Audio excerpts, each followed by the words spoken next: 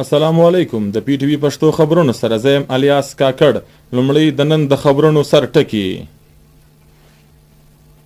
دي چې ولسته د روغتیا د اسانتیا ورکولو د حکومت ذمہ داری ده. په دې هکله د شخصي څانګې مرسته هم پکار ده.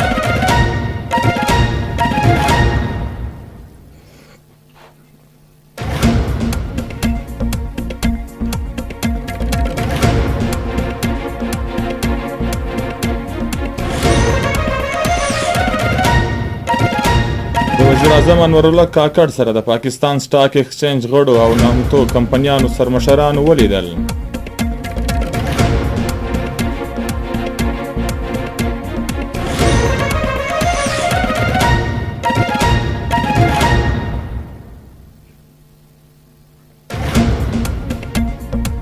نگران حکومت او عسکري مشرتابه معاشي ثمرات په سټاک مارکیټ کې یو بل ریکارډ هم قایم کړی. سل انډیکس د 65,000 سطح عبور کړه.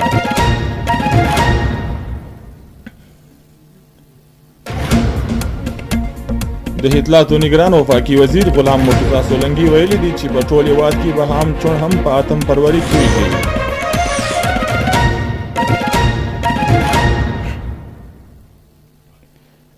او اوس بشپړه خبرونه. وزیر اعظم انورالله کاکړ ویلي دي چې ولس د روغتیا اسانتیا ورکولو د حکومت ذمہ داری ده. په دې هکله د شخصي څانګې مرسته هم پکار ده. په کراچي کې په وینا کې نگران وزیر اعظم ویل چې د تحقیق د څانګې وده د هر حکومت ترجیح کېدل پکار دي. هغه ویل چې حکومت د ټکنالوژي او روغتیا په ملتیا په هر میدان کې هم کردار ادا کوي. د وزیر اعظم انورالله کاکړ سره د پاکستان سټاک ایکسچینج غړو او نامتو کمپنیانو سرمشرانو ولیدل. وزیر اعظم وویل چې د حکومت کاروبار دوست کړنلارو څخه د سرمایه لګونکو او د کاروبار ورورګلوي اعتماد زیات سو. د لیدو کتو پر وخت ګډون کوونکو د حکومت ګامونو ستاینه وکړه. وزیر اعظم وویل چې کاروباري ورورګلوي او سرمایه لګونکو د اسانتیاوي ورکول د حکومت لومړی ترجیح ده. حکومت د ادارتي ایجنډې په صلاحیت باندې ګامونه یقیني جوړوي. نگران حکومت او عسکري مشرتابه په معاشي ثمرات په سټاک مارکیټ کې یو بل ریکارډ قایم کړی. سل انډیکس د 65,000 سطح عبور کړه. د 1,321 پوینټونو نور زیاتوب وسو. په 65,090 باندې ټریډ کوي. ټول هېواد کې هم چون هم په اتم فروری کېږي. چون د ځنډېدو په خبرو کې هیڅ صداقت نشته. د صوبایي حکومتونو سره په یو ځای په چون کوو. د اطلاعاتو نگران وفاقي وزیر غلام مرتضی سولنګي په کوټه کې خبري کانفرنس کې ویل چې د چون په هکله هیڅ شک و شوبه نه دی کېدل پکار دي. آزاد بې پلوه او صفا چون دپاره اراده لرو. په یو پوښتنه باندې نگران وفاقي وزیر وویل چې د الیکشن کمیشن مالی انتظامی او د سکیورټي ضرورتونه پوره کول زموږ ذمہ داری ده. د نگران حکومت موده او اختیارات محدود دي. هېواد به په ښه حالات کې چون سوی نمایندونو ته سپارو. د اطلاعاتو وزیر وینا وه چې حکومتي ګامونه په سبب د ډالر په بیه لاندې راغله. نن سټاک مارکیټ د 65,000 نفسیاتي حد هم عبور کړی دی. خوشحاله سوم چې هېواد د معاشي ټینګتیا اړخ ته روان دی. موږ خوشحاله یو چې هېواد د معاشي ټینګتیا خواته روان ده. د پی ټی وی بولان ترانسمیشن په هکله غلام مرتضی سولنګي وویل چې د 12 دسمبر څخه د پی ټی وی بولان څخه ازارګي پروګرام هم پیل کوو. د بولان چینل د خبرونو د کارکرشه په زیاته وو. هڅه ده چې د پی ټی وی بولان د تکنیکی او عمومي ریسورس ضرورتونه پوره کړو.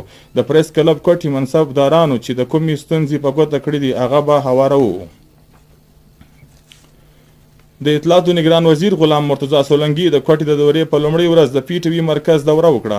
جنرال منیجر کوټه مرکز سید فهیم شاه او د څانګو سرمشرانو په خپلو پروفیشنل ذمہواریانو معلومات ورکړل. د اطلاعاتو وزیر د پی ټی وی بولان د ترانسمیشن پروګرامونو د حالاتو حضرات تبصره ډراما سمدلاسه شوباز د خبرو نو بلټنو دارانو او بولان د چینل بجټ او فاینانسینګ په هکله تفصیلي معلومات ورکړل شو. د اطلاعاتو وزیر د نیوز روم سټوډیوز او د ټي لیب هم دوره وکړه. غلام مرتضی سولنګي په ټیکنیکل ایریا کې د ام سی ار څخه د بولان ترانسمیشن هم جاج واخیسته. هغه د پی ټی وی بولان پروډکشن د جوړولو په سیمه ایزا شربو د بلوچستان د کلتور او ژبې او ادب په موږه طریقه دواړندې کولو هدایت هم ورکړی. د اطلاعات و نگران وزیر غلام مرتضی سولنګي د ډي جي پي آر کوټي دوره هم وکړه. سکریټري اطلاعات بلوچستان عمران خان او ډي جي پي آر نور محمد کیتران د محکمه په هکله معلومات ورکړل. د بلوچستان د اطلاعات و نگران وزیر جان سکزی هم ملګری و.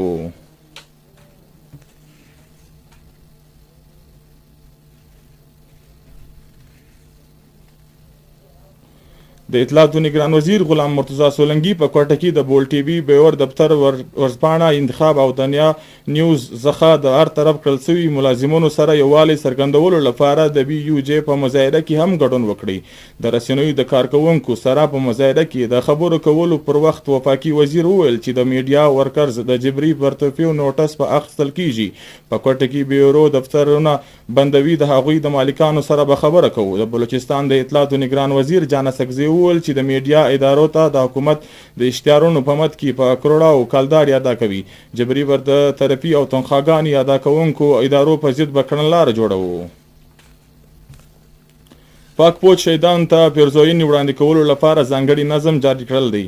په نظم کې ویل سوي دي چې د قیام پاکستان څخه تر اوسه پورې دښمن څو ورانو وکړه، خو پاک پوج هر ځل دښمن ته یې ورکړه. د پاک هیواد د خاورې هر ذره د خپلو شهیدانو د وینې هر ساس کې پوره وړي دي. پاک پوج په ترګي او ټینګتیا کې په زړه پورې کردار ادا کوي. د پاک پوج په اسو بژر د کامیابي زیری براوړي لمر ښکاره کیږي.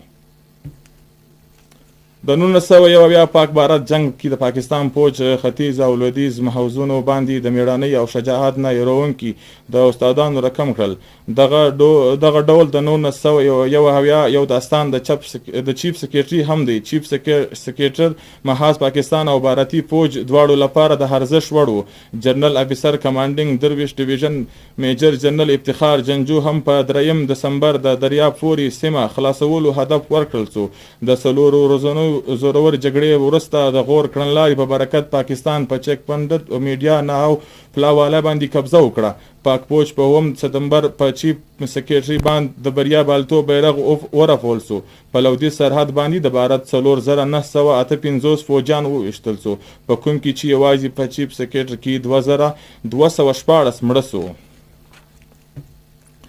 د هیواد د تعمیر او ترقي او ولس په شګټه کې د درغلي د ختمولو لپاره په یوازې عملي جدوجہد کول وي. د درغلي د مخنیوي د ورځې په اکله په ډیر مراد جمالي کې سیمینار ته کمشنر نصیر آباد ډیویژن طارق قمر ډي سي نصیر آباد او نور وینا کوونکو وویل چې د درغلي د ختمولو په چپه د ترقي خوب نامکمل وي. پاکستان ته نن د محشي نه ټینګتیا مخه ده، نو د هغه اصل وجه په هیواد کې د درغلي ده. د درغلي څخه انکار د پاکستان سره مینه ده. په جعفر آباد کې د ترانسپرنسي لخوا یو ورځنی سیمینار تنظیم وکړل شو. د دې وینا کوونکي سیمینار ته وینا چې د پایدار سباون لپاره د درغلي او ماحولیاتي بیران په ضد به یو ځای کېدو د کار کولو ضرورت دی. د بلوچستان ترقي او د خوشحالي لپاره به موږ ټول د کردار ادا کول وي. درغلي یو ناصر دی. د درغلي د ختمولو لپاره فکر ټول مکاتب فکر ته په یو ځای جدوجہد کول وي چې زموږ خوږ هیواد ته درغلي څخه پاک سي. د بلوچستان اف سی د کسټم د چارواکو په ملتیا د بلوچستان په بیلابیلو سیمو کې د ګریزي په ضد عملیات ترسره کوي. د زیلپشین په سیمه یارو کې د پټي خبرتیا پر بنسټ د ګریزي بیلابیل مواد نیول شوي دي. په دغه موادو کې یوریا، سګریټس او ټایرونه شامل دي. د نیول شویو کیوبه شاوخوا 80 میلیونه کالداري جوړیږي. د کاروایي وروسته نیول شوي توکي کسټم چارواکو ته وسپارل شول. د پی پی ای اف تر انتظام لاندې په بلوچستان کې میرمنې با اختیاره جوړولو په اکله په کولو کې هم کې سیمینار وسو. د ځانګړي میلمه کمانډنټ مویند رایفل کرنل بابر خلیل او اسسټنټ کمشنر جانزیب نور شایوانی سیمینار ته وویل چې په ټولنه کې میرمنو ته هغه مقام نه دی ترلاسه کوم چې اس یو ترقي کړل شوي کام کې میرمنو ته ترلاسه دي. میرمنې با اختیاره به جوړولو ترقي منځلو ترلاسه کېدای سي. میرمنې با اختیار او په مالی ډول تکنیکی جوړولو لپاره په خوزدار کې سیمینار وسو. د پاورټي ویلونټیشن فند او بي آر سی پی په سیمینار کې په حاله میرمنو د ستونزو په اکله په بیلابیلو ستونزو او تجویزونو باندې غور وکړل شو. او اوس په پای کې تاسو وګورئ د بلوچستان د بیلابیلو سیمو د موسم حال او مشترک اجازه. د خدای په امان.